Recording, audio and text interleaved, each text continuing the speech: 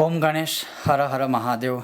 सर्वप्रथम श्री कृष्ण जन्मोत्सव की आपको बहुत सारी शुभकामनाएं। और आज का यह स्पेशल वीडियो जो आप लोगों का प्रश्न था कि इस मोह रात्रि में जो निशित काल है या निशिता काल है उसमें हम इस बार कौन सी साधना या मंत्र जाप या पूजा पाठ या स्तोत्र पाठ कर सकते हैं, और वह निशित काल का जो समय क्या है, उसमें क्या अखंड दिया रखना चाहिए या रख सकते हैं, और उसमें या उतने समय में कैसे किस प्रकार से हम यह मतलब पूरी साधना कर सकते हैं।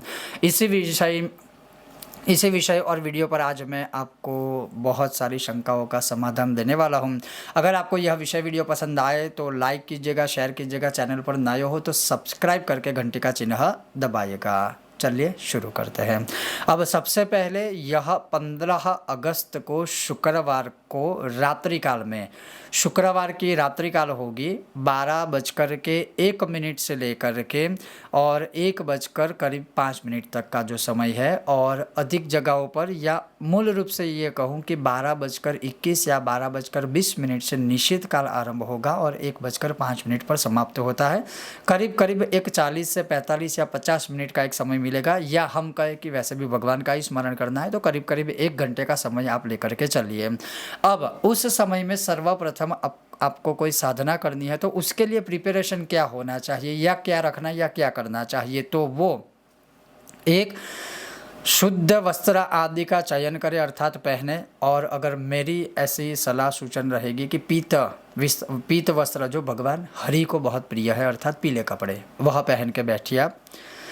शुद्ध वस्त्र पहने, उससे पहले स्नान अवश्य कीजिएगा, क्योंकि पूरे दिन अगर शौच आदि हम गए हैं या अपवित्रता कहीं ना कहीं अगर कुछ ऐसी चीज़ हुई है तो पहले शारीरिक रूप से आप पवित्र हो जाइए, फिर पीले रंग के वस्त्र पहनिए। फिर आपका जो आसन है कुशासन या दर्भासन जिसे हम कहते हैं, जो कुशा में से या दर्भ में से बना हुआ है, या फिर आपके पास जो भी आपका नित्य पूजा पाठ वाला आसन है वह ले लीजिए। अपने आसन पर बैठ करके फिर आपके पास जो तांबे के पात्र है जिससे हम आचमन आदि करते हैं, जैसे 3 बार हम पानी पीते हैं ना, ओम ह्रीम केशवाय नमः आदि बोल बोल के, केशवाय नमः माधवाय नारायण, तो वो एक बेसिक विषय है और हर एक को पता है।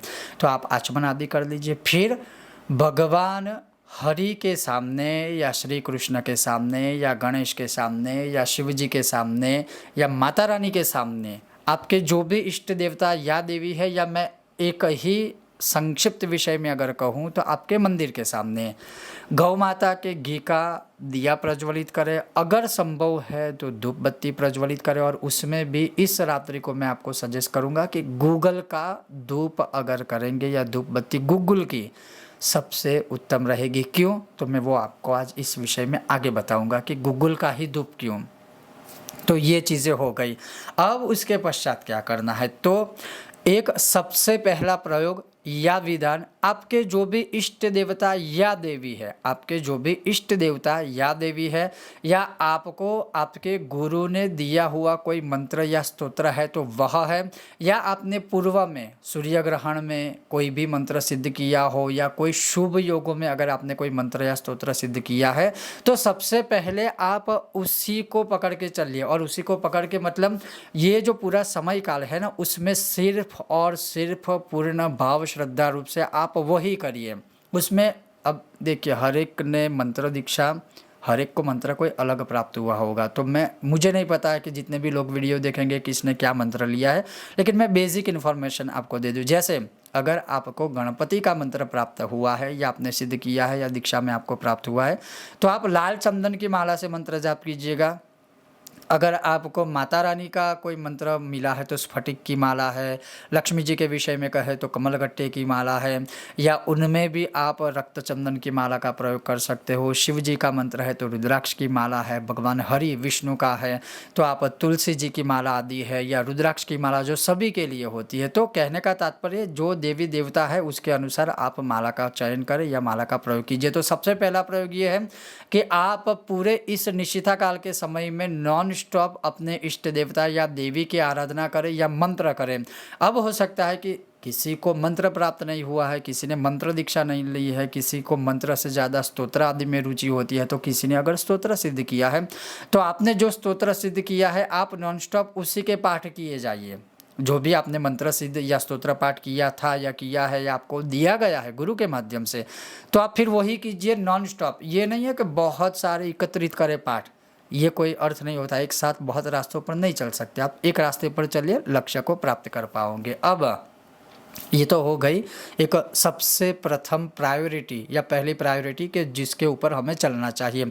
अब कामना के अनुसार हमें क्या करना चाहिए, तो देखिए कामना के अनुसार सेम प्रोसेस है, बस आपको संकल्प लेना होगा या लेना होता है। अब संकल्प क्या है, तो आप अपने राइट हैंड में जल पकड़िए, जल पकड़ के आप जिस कामना के लिए आप साधना या स्तोत्र पाठ आदि जो भी करना चाहते हैं वह भगवान के सामने बोल दीजिए कि आज की यह मोह रात्रि में निशिता काल में मैं एक उदाहरण दे रहा हूँ कि मुझे विद्या प्राप्त करनी है, तो विद्या प्राप्ति हेतु मैं सरस्वती जी की साधना करना चाहता हूँ या चाहती हूँ।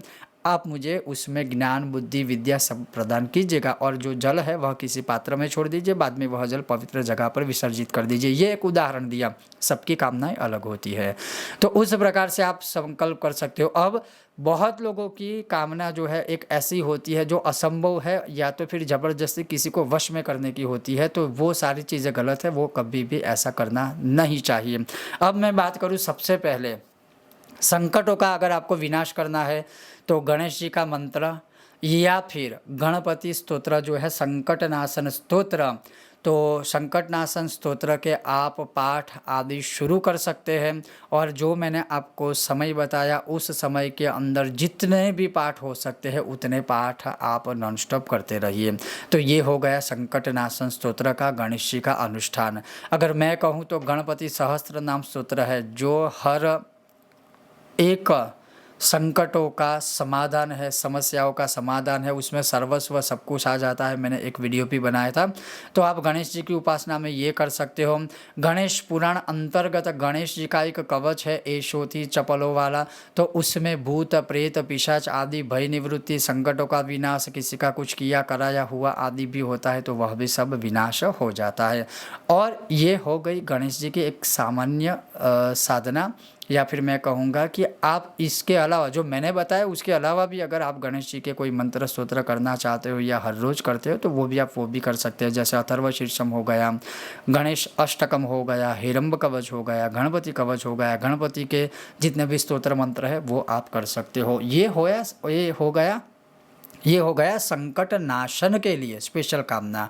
फिर अगर किसी को विद्या प्राप्त करनी है तो विद्या प्राप्ति के लिए भी आप संकट नाशन स्तोत्र का पाठ कर सकते हो, जैसे विद्यार्थी लभते विद्याम। उसके अलावा माता सरस्वती जी का जो स्तोत्र है त्रयोदशी से त्रयोदशी वाला, उसके आप 13 पाठ, या मैं ये कहूँगा उससे भी ज़्यादा, ये जो एक निशिता काल का समय है उसमें जितने भी पाठ आप चाहे वह कर सकते हो, वह सिद्ध हो जाएगा।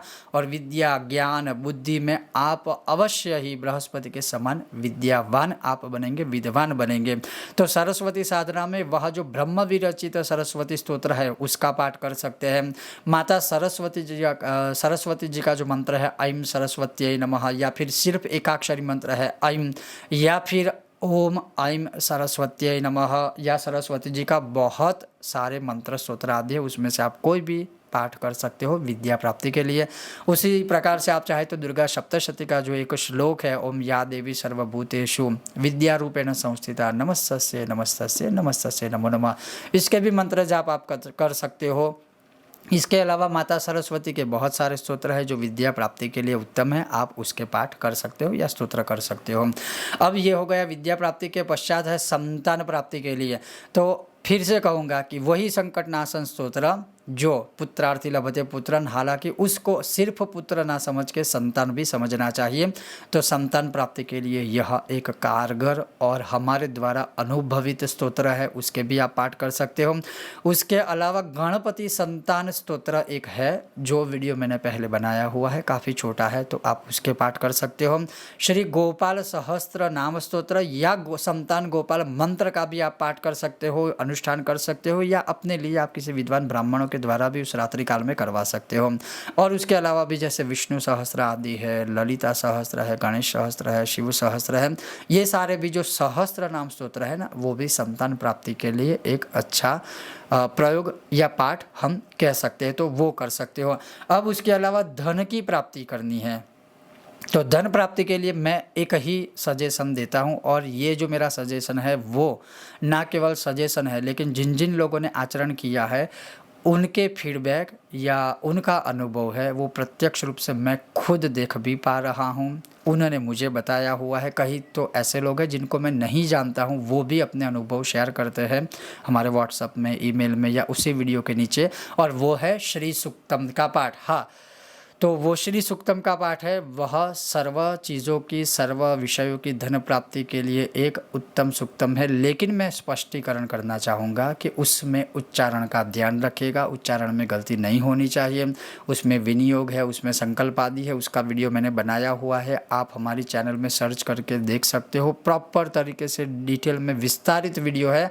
अगर श्री सूक्तम का आप उस निशिता काल में नॉन स्टॉप पाठ करेंगे, निसंदेह आपके धन प्राप्ति के आगमन के द्वार खुल जाएंगे। अधिक शक्तिशाली अगर मैं कहूँ तो इसी श्री सूक्तम के पाठ के पश्चात अंत में जब ये निश्चिता काल पूर्ण होने वाला है, उस समय में आप सांपुटिक श्री सूक्तम का पाठ कीजिएगा, 300 गुना शक्तिशाली है। वह भी एक आकस्मिक रूप से आपको एक धन प्राप्ति का आगमन जो है ना वह खोल देगा। वही कहूँगा, ये जो भी अनुष्ठान करें आप अवश्य मार्गदर्शन लेकर के कीजिएगा। फिर अगर आप चाहें तो श्री सूक्तम ना करके सांपुटिक श्री सूक्तम अकेले भी नॉन स्टॉप करना चाहते हो निश्चित काल में, तो वो भी कर सकते हो। आकस्मिक धन प्राप्ति हेतु श्री कनकधारा स्तोत्रम, अनएक्सपेक्टेड अगर आपको धन प्राप्त करना है कि आपने सोचा नहीं है और आपको धन प्राप्त हो जाए, ऐसे कोई योग बनाने हैं तो श्री कनकधारा स्तोत्र के पाठ अवश्य आप कर सकते हो। कर्ज से मुक्ति चाहिए तो रुद्रया मलोक्त श्री गणपति ऋणमोचन स्तोत्र और मंत्र जो है उसका भी वीडियो हमने बनाया है, पूरा विस्तार से प्रयोग दिया है, आप वह देख सकते हो। उसके पाठ करने से ये भी अनुभवी है, अनुभवोक्त यह अनुष्ठान है, स्तोत्र है, वो हमने बहुत सारे अनुष्ठान किए, हमें रिजल्ट में भी मिले हैं, सबके ही फीडबैक मिले हैं। धीरे धीरे करके धन आगमन के द्वार खुलेंगे, और न केवल धन आगमन के द्वार खुलेंगे, आप धीरे धीरे करके कर्ज से भी मुक्त हो जाओगे और भगवान गणेश जी की असीम कृपा प्राप्त होगी। दूसरा है भगवान नृसिंह का स्तोत्र है, ऋण मुक्ति ऋणमोचन नरसिंह स्तोत्र, उसका भी वीडियो है, काफ़ी छोटा है, भगवान नृसिंह जी के नाम है और उसका महात्म्य है, उसके भी पाठ आप ऋणमोचन अर्थात ऋण मुक्ति के लिए कर सकते हो। विवाह प्राप्ति के लिए चाहे कन्या का विवाह हो या फिर वर अर्थात लड़के का या लड़की का अगर विवाह नहीं हो रहा है तो जो मंगल स्तोत्र है, ऋणमोचन मंगल स्तोत्र या मंगल कवच है, कोई मंगल दोष की वजह से अगर विवाह में विलम्ब हो रहा है तो आप इसके पाठ कर सकते हो। उसके अलावा जैसे दुर्गा सप्तशती के भी मंत्र है कि पत्नी मनोरमाम देही वाला, तो वह जो है वह लड़कों के लिए पत्नी प्राप्ति के लिए वह एक मंत्र है, उसकी आप यथाशक्ति मंत्र जाप मालाएं कीजिए। उसी प्रकार से लड़कियों के लिए ह्रीम एकाक्षरी बीज मंत्र या फिर कात्यायनी महामाय जो है पति प्राप्ति का मंत्र, आप उसके मंत्र जाप आदि कर सकते हो। उसके लिए आप रुद्राक्ष की माला का प्रयोग करें, स्फटिक की माला का प्रयोग करें या लाल चंदन की माला का प्रयोग कर सकते हो। तो यह हुआ विवाह के लिए। अगर आपको सभी प्रकार के दोषों में से मुक्त होना है तो एक नवग्रह कवच का एक वीडियो मैंने रखा था, जिसके 100 पाठ करने से नवग्रहों से संबंधित सारी समस्याओं से आप मुक्त हो जाओगे, सारी पीड़ाओं से मुक्त हो जाओगे, और वह कवच बना के आप धारण भी कर सकते हो। तो उसके भी आप पाठ इसमें कर सकते हो, काफ़ी छोटा है। अगर आप शत्रुओं से बहुत पीड़ित हो और आपको पता है कि आपने गलत नहीं किया है, तो माता बगलामुखी का जो माला मंत्र है उसके 108 पाठ या इस निश्चित काल के समय में जितने भी आप पाठ कर सके उतने कर सकते हो। उसके अलावा बगला प्रत्यंगिरा कवच है, बगलामुखी माला ब्रह्मास्त्र जो मंत्र है वह प्रयोग कर सकते हो, या दुर्गा सप्तशती का जो मंत्र है ओम सर्वा बाधा प्रशमनम त्रैलोक्येश अखिलेश्वरी एवं एव त्वया कार्यास्मद वैर विनाशनम, इसका भी आप प्रयोग कर सकते हो। उसके अलावा भगवान शिव जी की, क्योंकि अमावस्या में तो श्रावण माह अभी चल ही रहा है, तो भगवान शिव जी की भी आप उपासना कर सकते हो। शिव जी के जो 12 नाम है उसका स्मरण कर सकते हो। अष्टाध्यायी रुद्री के द्वारा भी आप उस रात्रि में भगवान शिव जी के ऊपर अभिषेक कर सकते हो। शिव दारिद्र्य दहन स्तोत्र है जो दुख, कष्ट, दरिद्रता विनाश करता है, और ये भी मैं कहता हूँ अनुभवी है, तो आप उसके भी पाठ कर सकते हो। पाठ के दरमियान शिव जी के ऊपर अभिषेक आदि भी आप कर सकते हो। उसके अलावा जैसे सहस्त्र नामों की बात करूँ तो गणेश सहस्त्र नाम, दुर्गा सहस्त्र नाम है, विष्णु सहस्त्र नाम है, ललिता सहस्त्र नाम है, शिव सहस्त्र नाम है, सूर्य सहस्त्र नाम है। कोई भी एक ले लीजिए, बहुत सारी चीज़ें करने की आवश्यकता नहीं है, कोई एक सहस्त्र नाम का भी आप पाठ कर सकते हो। उसी प्रकार से अगर पितरों से आप पीड़ित हो, पितृदोष से मतलब कोई ना कोई दिक्कत है घर में, कोई ऐसी चीज़ अघटित घटनाएं पास्ट में हुई है, कोई पितृ है जिनको गति नहीं मिली है, जिसकी वजह से घर में क्लेश कलह आदि है, तो रुचि मुनि कृत पितृ स्तोत्र है, उसके यथाशक्ति अवश्य आप पाठ कीजिए, पितृ बहुत ही प्रसन्न हो गए। ये हो गए सारे मंत्र स्तोत्र कवच पाठ आदि। अब सामान्यतः जैसे मैंने कहा था ना कि धूप दीप जो है वह भी बहुत बड़ा एक पूजा पद्धति या प्रयोग हम कह सकते हैं। तो जब आप जन्माष्टमी की रात्रि में अगर गौ माता के घी का दिया प्रज्वलित करते हो, जिससे रोग बीमारी आदि है सब मुक्त हो जाएंगे।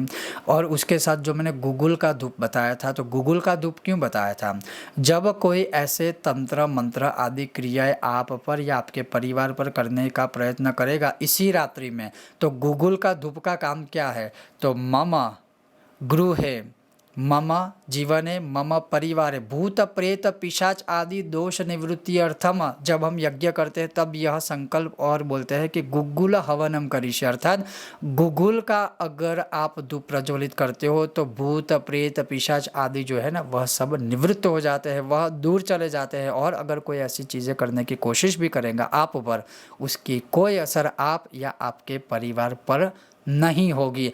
तो ये था कुछ महत्वपूर्ण विषय निश्चित काल की साधनाएं। और मैं ये भी कहूँगा स्पष्टीकरण कि ऐसा नहीं है कि निश्चित काल के समय आप बैठे और निश्चित काल पूरा हो जाए तो फिर खड़े हो जाइए। भगवान की भक्ति है, स्तोत्र पाठ है, आप अधिक समय भी करेंगे एक गोल सेट करके कि ओके मुझे ये पाठ 108 बार करने हैं, तो भले ही निश्चित काल पूर्ण हो जाए लेकिन 108 पाठ करके खड़े होइए, कोई दोष नहीं लगेगा, सिद्धि ही प्राप्त होगी। अब ये तो सारी चीज़ें हो गई, उसके पश्चात क्या दूसरे दिन से क्या करना है, तो वही जो मंत्र या स्तोत्र आपने सिद्ध किया था या किया है, तो आप दूसरे दिन से उसका एटलीस्ट कम से कम एक पाठ कीजिए। कोई मंत्र है तो वो कम से कम एटलीस्ट एक माला कीजिए, ताकि वह रिचार्ज होती रहे, रिचार्ज होते रहे मंत्र स्तोत्र, और उसका फल है ना वह आपको शीघ्र से शीघ्र दिखाई ही देगा, प्राप्त होगा। बस उसका गलत प्रयोग नहीं करना है। तो ये था आज का महत्वपूर्ण विषय। अगर इस विषय के बारे में आपके कोई प्रश्न है तो आप कमेंट बॉक्स में पूछिएगा, मैं प्रयत्न करूँगा आपको उत्तर देने की। ओम गणेश, हर हर महादेव।